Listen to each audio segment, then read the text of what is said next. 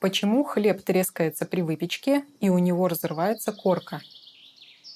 Всем привет! С вами Регина Кутинская. Друзья мои, в этом видео я продолжаю отвечать на ваши вопросы по теме выпечки хлеба на закваске. И сегодня мы разберем проблему, с которой встречаются на самом деле многие хлебопеки. Итак, почему хлеб трескается и разрывается в духовке, а иногда у него даже срывает крышу? Причем могут быть маленькие трещинки или крупные и некрасивые разрывы. Это все относится как к формовому хлебу, так и к подовому, который мы выпекаем без формы, на противне или на камне. И трещины могут появляться на самых различных изделиях – из пшеничной, ржаной или любой другой муки. Разрывы могут быть в разных местах, например, сверху на корке, сбоку по верхнему краю или по всей поверхности. Конечно, в большинстве случаев на появление трещин влияют ошибки приготовления хлеба.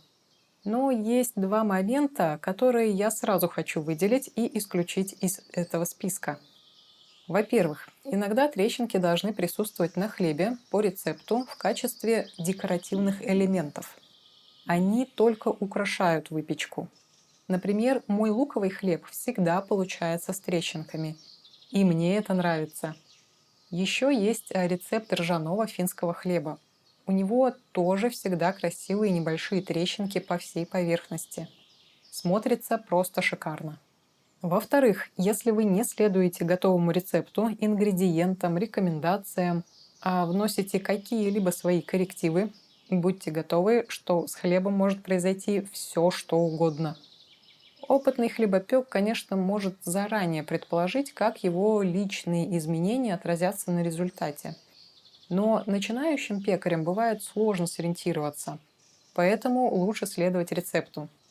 Вместе с тем есть моменты, которым можно научиться только на практике. Каким бы хорошим рецепт ни был, важно учиться и понимать сам процесс хлебопечения. Поэтому переходим к тонкостям и рассмотрим непосредственно ошибки, из-за которых появляются нежелательные разрывы на хлебе. Следуем с самого начала алгоритма выпечки изделий на закваске. Сам алгоритм я выложу в другом видео и добавлю для вас ссылку в описании. Первое. Закваска. Если вы используете слабую закваску, это может привести к разрывам на хлебе в процессе выпечки. Слабая закваска может быть в двух случаях. Во-первых, если она еще слишком молодая, например, ей только месяц от роду. Вырастет, окрепнет, все будет хорошо. А также слабой она становится, если вы храните закваску постоянно в холодильнике. Либо она не успевает прогреться и оживиться перед выпечкой, и тогда ей нужно дать больше времени. Либо она потеряла свою исходную силу после долгого хранения в холодных условиях. Например, полгода, год. Даже при наличии регулярной подкормки, которую мы делаем минимум раз в 2 недели, активность микроорганизмов в закваске снижается. И им надо возвращать их свойства. Как это сделать, как вернуть силу закваски, я расскажу в другом видео. Ссылка появится в описании после публикации. Второе. Если ваша закваска сильная и активная, то следующий, кто может поспособствовать трещинам на хлебе, это опара. Важно, чтобы она не перебродила, не перестояла и, соответственно, не слишком сильно закисла.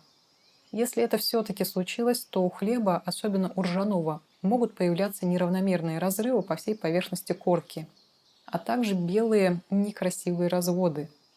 Сама опара должна быть пористой, надувшейся, а также эластичной, если в нее входит пшеничная мука.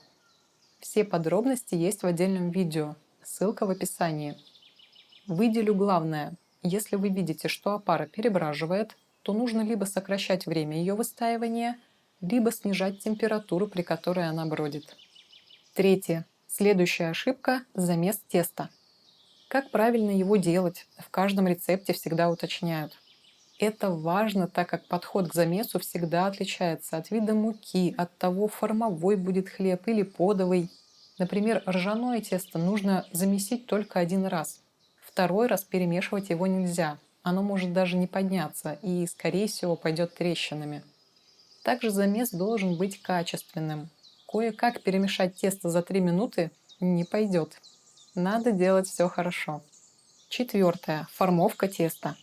При укладывании теста в форму его поверхность мы разглаживаем руками или лопаткой.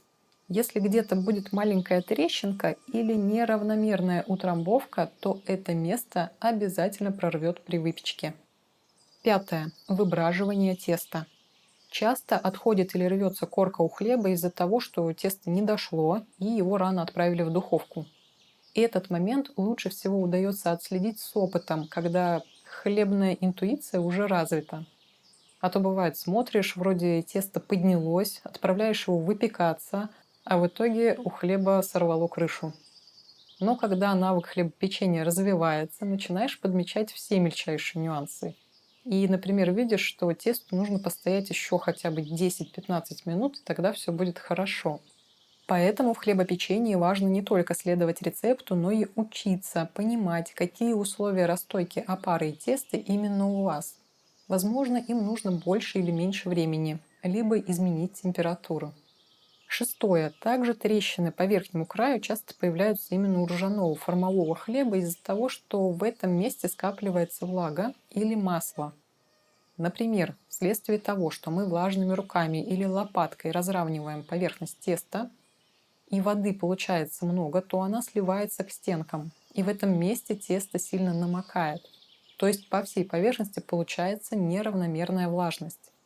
Поэтому при выпечке в этом месте тесто не успевает схватиться, просушиться, и корка немного отходит. Когда влажность равномерная, то и корка схватывается одинаково быстро и нигде не трескается. Седьмое. Если у ржаного хлеба, как правило, гладкая поверхность, то у пшеничного другая история. Его нужно специально надрезать, чтобы он правильно и красиво разорвался и раздувался от пара, наполняющего и растягивающего его поры. Если надрезов нет, то корочка порвется там, где она тоньше. Восьмое. Тесто нужно ставить в хорошо прогретую духовку до той температуры, которая указана в рецепте. И все камни-противни, на которых будет выпекаться хлеб, тоже должны прогреться. Иначе поры теста изнутри начнут наполняться паром, а корка не успеет пропечься и схватиться, и ее разорвет. Девятое. Последняя ошибка. Когда мы выпекаем хлеб с паром, особенно в первые минуты, важно, чтобы его было немного и немало, так как и то, и другое может привести к разрывам корки. Если поливаем тесто сверху, то только из пульверизатора и немного, лучше за 15-20 минут до выпечки. Если ставим тарелку с водой в духовку, то вливаем не больше стакана и спустя первые 10 минут выпечки пар убираем. Итак, друзья мои, у нас получилось 9 ошибок приготовления хлеба, которые могут привести к трещинам, разрывам на его корке. Видите, сколько моментов нужно учесть, чтобы результат порадовал. Поэтому хлебопечение на закваске – это ремесло, которому нужно учиться, которое нужно развивать, а не только повторять рецепты. Так что я желаю вам обогащать знания по этой теме и регулярно применять их на практике. С навыком у вас будет получаться все лучше и лучше. Если остались вопросы, обязательно пишите их в комментариях. Подписывайтесь на канал, если еще не подписаны, ставьте лайк и нажимайте колокольчик. До встречи и доброго вам здравия!